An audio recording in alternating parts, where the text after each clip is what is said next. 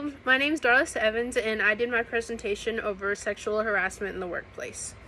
So, when it comes to the workplace, there are a lot of issues that people face every day, and society has come a long way with how we operate in the workplace in general. But there are a lot of underlying issues, and sexual harassment is one of them, and it's a big topic that is a main concern for most corporations.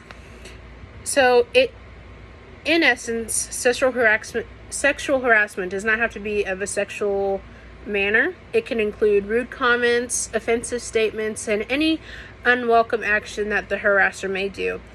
And the harasser can be a coworker, a manager, a client, and anybody who comes in contact with the employee. And it can really become drastic and can impact them mentally and emotionally and how they operate within work.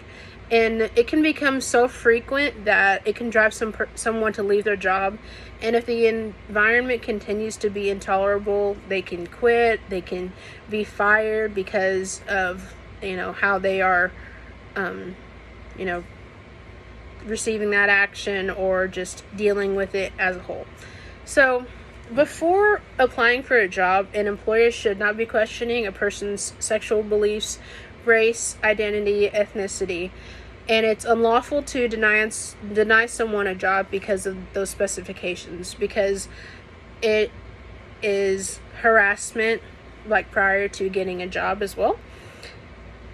So when it comes to this, a lot of people, whenever they're in a job, they kind of shrug off what is considered to be sexual harassment because they don't interpret it that way, and they don't think about how a nonchalant statement can just be taken offensively, or other people can think and point it out to the person that hey, the person who is making those statements or saying things to them, they're not taking it that way, and it can be pointed out. And because of the age we're in, social media has made it a lot easier for people to communicate with their coworkers, thus making it a lot easier for them to potentially send explicit photos or suggestive thoughts or messages to them that can lead to sexual harassment.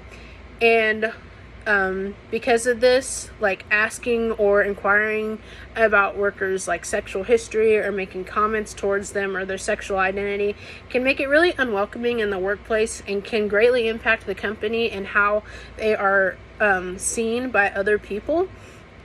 And workers that might be inquiring about a job, if they have a history of people quitting because of sexual harassment things, or they just have that history and they backtrack it, it can really impact them and not make people not want to go to work there. So when it comes to filing a claim about sexual harassment, there are a lot of steps.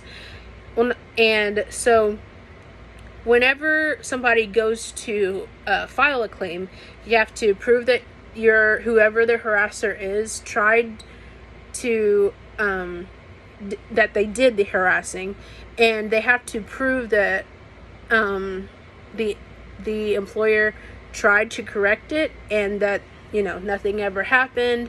And they have to consider the times and the dates of the actions, and they have to report them.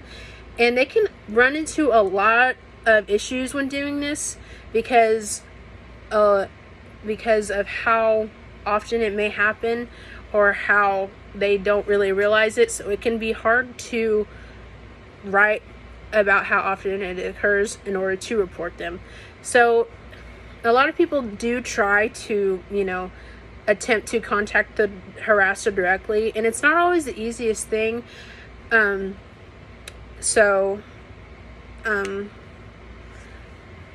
on. Sorry, lost where I was. Employers are prohibited from retaliating against employees who file complaints. So this means that they cannot just shrug off whenever a employee is making a claim against this. And a lot of people do have some comfort in this and do appreciate this, but employees know that employees know in the real world retaliation in some form may occur. So to conclude, many people face sexual harassment, and there are meetings in the workplace that bring the issue to at hand, and they discuss it regularly. They have meetings, they have things like that in order to enlighten people of how they're not going to be, they're going to acknowledge it and, bring it to light and fix that. And many people don't acknowledge how damaging and stressful it can be on someone's life, and how they work and manage with their coworkers as well.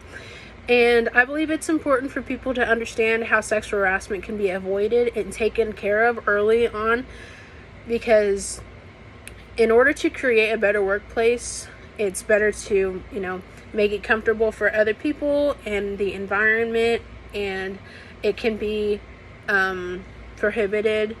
And so anyway, that's all I have, and thank you for watching, and I hope you have taken this information, and thank you for teaching this class, and I hope you have a great rest of the year.